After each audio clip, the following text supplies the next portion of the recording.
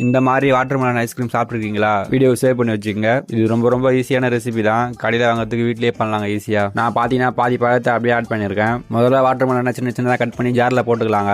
வெயில் பார்த்தீங்கன்னா இப்போவே ரொம்ப ஓவராக இருக்குல்ல, எல்லாத்தையும் அரைஞ்சு ஜாரில் போட்டாச்சுங்க. மில்க் க்ரீம் பார்த்தீங்கன்னா கொஞ்சம் அதிகமாக ஆட் பண்ணிக்கோங்க. சுகருக்கு பதில் மில்க் மேட் ஆட் பண்ணியிருக்கேன். அவ்வளோதாங்க, பாதி வேலை முடிஞ்சது. இது மொத்தமாக மிக்சியில் போட்டு அரைச்சி எடுத்துக்கலாங்க. வீடியோ பார்த்துட்டு இருக்கேன், ஒரே லைக் பண்ணிட்டு பாருங்க. நம்மள்கிட்ட மில்க் மேட் கம்மியாக தான் இருந்தது, கொஞ்சோண்டு சுகர் ஆட் பண்ணியிருக்கேன். உங்கள்கிட்ட மில்க் மேட் இருந்தாலே போதும். புதுசாக நான் பார்த்தீங்கன்னா சேனலை சப்ஸ்கிரைப் பண்ணிட்டு பாருங்க. அவ்வளோதாங்க, மறுபடியும் கொஞ்சோண்டு அரைச்சிட்டு ரெடி பண்ணி வச்சத வாட்டர்மெலன்லயே ஊத்திக்கலாம். நீங்க பாத்தீங்கன்னா கவர் போடாதீங்க, கவர் போடாம வைங்க, அப்பதான் ஐஸ் கட்டியாகும். இது அப்படியே கூட குடிக்கலாங்க, சூப்பரா இருக்கும். கொஞ்சமா டிஃபன் பாக்ஸ்ல ஊத்தி வச்சிருக்கேன், எப்படி வரப்போகுது தெரியல. அவ்வளவுதாங்க, இது அப்படியே 8 மணி நேரத்துக்கு ஃப்ரீசர்ல வச்சு எடுத்துக்கலாங்க. 8 ஹவர்ஸ் கழிச்சு பாத்தீங்கன்னா இப்படிதான் இருக்கும், வேற மாதிரி இருக்குல்ல. இது பாத்தீங்கன்னா டிஃபன் பாக்ஸ்ல இருந்து எடுத்தது. நீங்க வாட்டர்மெலன் அப்படியே கவர் போடாம வைங்க. ஃபைனலா நம்ம ரெடி பண்ண வாட்டர்மெலன் ஐஸ்கிரீம் இதுதாங்க. எப்படி இருக்குன்னு கமெண்ட்ல சொல்லிட்டு போயிடுங்க. டேஸ்ட் பாத்தீங்கன்னா வேற மாதிரிங்க, நான் எதிர்பார்க்காத அளவு வந்திருக்கு. நீங்க இதை வீட்டுல ட்ரை பண்ணி பார்த்துட்டு எப்படி வந்ததுன்னு கமெண்ட்ல சொல்லிட்டு போயிடுங்க. பேரண்ட்ஸ் உங்க குழந்தைங்களுக்கு இந்த மாதிரி கொஞ்சம் டிஃப்ரெண்டா செஞ்சு கொடுங்க, விரும்பி சாப்பிடுவாங்க. இதுல உங்களுக்கு எதனா டவுட்னா கமெண்ட்ல கேளுங்க, கண்டிப்பா சொல்றேன். ஓகே கைஸ், நெக்ஸ்ட் ரெசிபியோட வரேன். பாய்.